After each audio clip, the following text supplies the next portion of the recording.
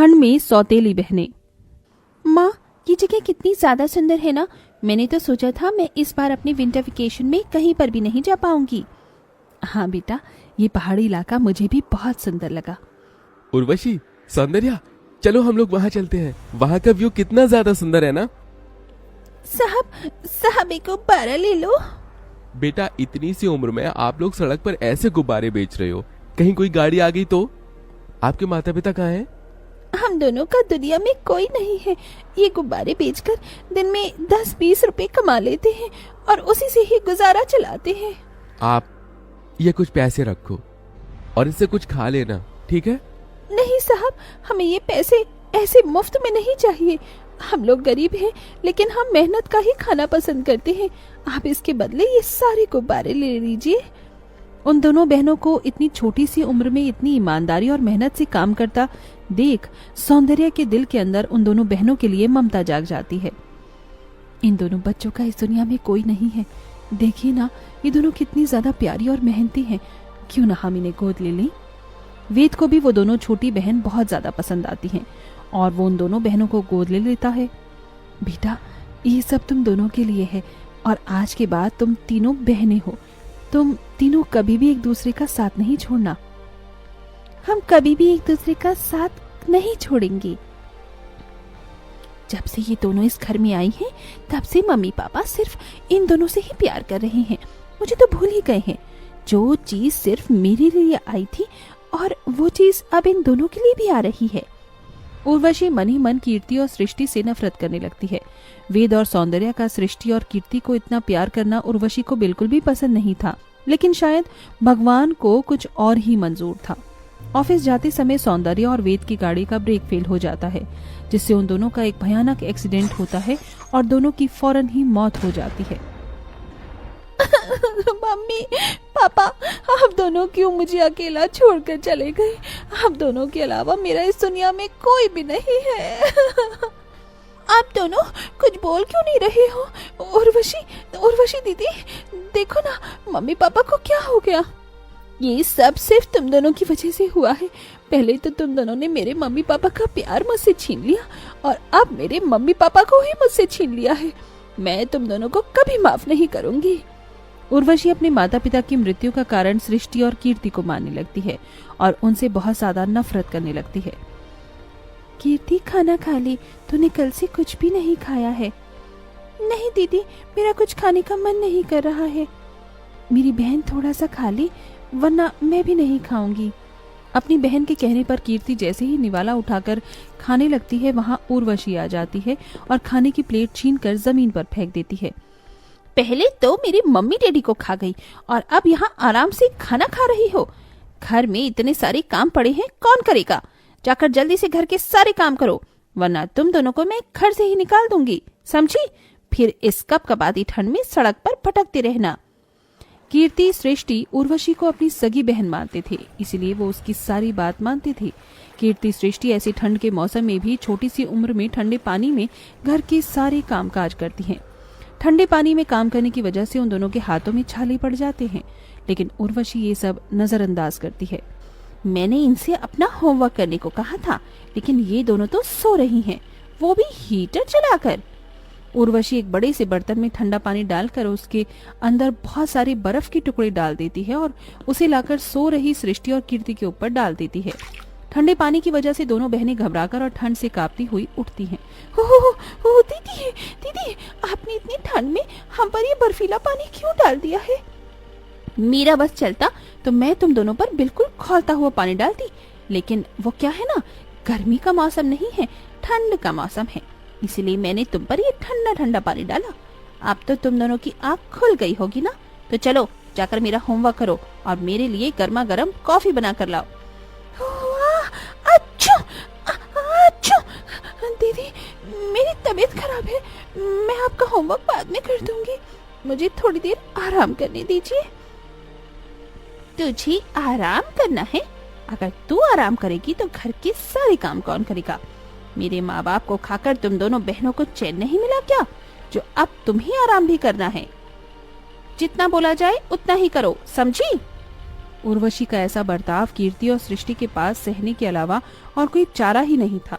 दोनों ही हमेशा अपनी सौतेली बड़ी बहन के सारे अत्याचार सहती और कभी कोई शिकायत नहीं करती। उर्वशी दिन रात उन दोनों से ठंड के मौसम में ठंडे पानी से काम करवाती और कभी उन्हें गर्म चिंटे से जलाती तो कभी कभी उन्हें पहनने के लिए गर्म कपड़े तक नहीं देती। लेकिन दोनों ही सौंदर्य की बातों को याद करते हुए सब कुछ सहती हैं। समय बीतता है और आज ये तीनों बहनें बड़ी हो जाती हैं। कितनी बार कहा है तुमसे कि मेरी परमिशन के बिना तुम लोग गर्म कपड़े नहीं पहनोगी, लेकिन तुम दोनों इतनी मोटी मोटी जैकेट पहनकर आराम कर रही हो। मैंने कहा उतारो ये जैकेट। तुम्हारी वजह से बचपन से लेकर आज तक मैं कैसे अपने माता पिता के प्यार के लिए तड़पी हूँ, उतना ही तुम दोनों भी ठंड में तड़पोगी। दीदी, हमें कितनी बार आपसे कहा है कि हम मम्मी पापा की मौत के जिम्मेदार नहीं हैं। आखिरकार वो हमारे भी तो मम्मी पापा थे ना। नहीं, वो सिर्फ मेरे मम्मी पापा थे। मैं उनकी सगी बेटी हूँ, ना कि तुम। उर्वशी अपनी दोनों सौतेली बहनों पर चिल्ला ही रही होती है कि तभी वहाँ उर्वशी के मामा मामी ओम प्रकाश और जूही आते हैं। उर्वशी बेटा, कैसी हो तुम? मामा मामी, आप दोनों यहाँ? आप दोनों ने मुझे बताया क्यों नहीं कि आप आ रहे हैं? अगर हम तुम्हें बताती तो हम तुम्हें सरप्राइज कैसे देते? ये तुम दोनों यहाँ खड़ी खड़ी मेरी शक्ल क्या देख रही हो?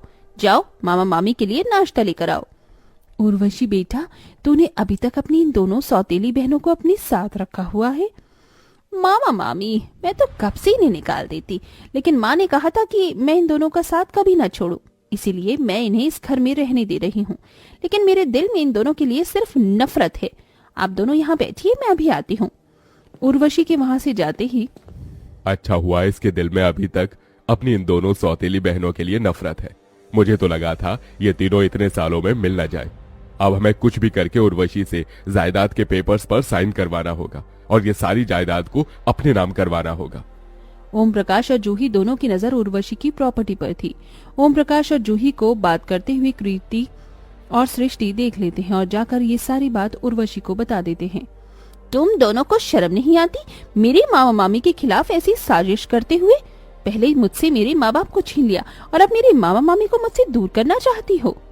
दीदी, हम सच कह रहे हैं, हमारी बात पर विश्वास करो। जस्ट शट अप, निकल जाओ मेरे घर से और मुझे अपनी शक्ल मत दिखाना। सृष्टि और कीर्ति अब पूरी तरह से टूट जाते हैं और घर छोड़कर चली जाती हैं, जिसका फायदा ओम प्रकाश और जूही उठाते हैं और जायदाद के पेपर बनवाकर उर्वशी के पास ले जाते हैं। ये किस किस चीज के पेपर हैं? उर्वशी बेटा, ये पेपर तेरे माता पिता ने बनवाकर मेरे पास संभाल कर रखे थे। इन पेपर पर साइन करने के बाद तू अपने बिजनेस को पूरी तरीके से टेक ओवर कर सकती है। लेकिन मम्मी पापा ने तो मुझे कभी इसके बारे में कुछ नहीं बताया। तू उस समय बहुत छोटी थी। चल अब जल्दी से साइन कर दे। ये पेपर हमें अब कोर्ट में भी जमा करवाने हैं। उर्वशी को जूही और ओम प्रकाश पर शक होता है। उर्वशी उन पेपर पर साइन करने से पहले उन पेपर को पढ़ लेती है, जिसे पढ़कर वो जान जाती है कि वो पेपर बिजनेस के नहीं बल्कि उसकी प्रॉपर्टी के हैं और उसके मामा मामी उसकी प्रॉपर्टी अपने नाम करवा रहे हैं। सृष्टि कीर्ति बिल्कुल ठीक कह रहे थे। आप दोनों की नजर में मेरी प्रॉपर्टी पर है। काश मैं उनकी बात मान लेती। हाँ बेटा, काश तुम उनकी बात मान लेती। चल अब जल्दी से इन पेपर पर साइन कर दे, वरना ये गन की सारी गोली तेरे भेजे में उतार दूंगा। मैं पेपर्स पर साइन नहीं करूंगी। ये प्रॉपर्टी मेरे मम्मी पापा की है, ना कि तुम्हारी। उर्वशी के साइन न करने पर उसके मामा मामी उसके साथ जबरदस्ती करने लगते हैं कि तभी सृष्टि और कीर्ति वहां पुलिस के साथ अचानक आ जाती हैं। पुलिस ओम प्रकाश और जूही को गिरफ्तार कर लेते हैं। दीदी, आप ठीक तो हो ना? आपको कहीं चोट तो नहीं लगी? कीर्ति, सृष्टि, मैं ठीक हूँ, लेकिन तुम दोनों तो घर छोड़कर चली गई थी ना? हाँ दीदी, लेकिन हम आपको ऐसी हालत में अकेला नहीं छोड़ सकते थे, इसीलिए हम पुलिस के पास गए और हमने उन्हें सब बता दिया और हम लोग सही समय पर यहाँ पुलिस के साथ पहुँच गए। अब आप इस घर में आराम से रह सकती हो। अब हम आपको कभी अपनी शक्ल नहीं दिखाएंगे। सृष्टि, कीर्ति, रुक जाओ। अगर तुम दोनों चली गई तो हमेशा के लिए घर में मैं अकेले रहकर क्या करूंगी? मुझे माफ कर दो। बचपन से लेकर बड़े होने तक तुम दोनों के साथ बहुत बुरा किया है मैंने। मम्मी पापा की आत्मा को ये सब देखकर बहुत दुख हो रहा होगा, लेकिन अब मुझे मेरी गलती का एहसास हो गया है। अपनी इस बड़ी बहन को माफ कर दो। आप हमसे माफी मत मांगी। आपने हमें स्वीकार कर लिया, यही हमारे लिए काफी है। हमें हमारी बड़ी बहन मिल गई और हमें कुछ नहीं चाहिए। उर्वशी अपनी दोनों बहनों को गले से लगा लेती है, जिसके बाद अब तीनों बहनें प्यार मोहब्बत से एक साथ खुशी खुशी रहती हैं।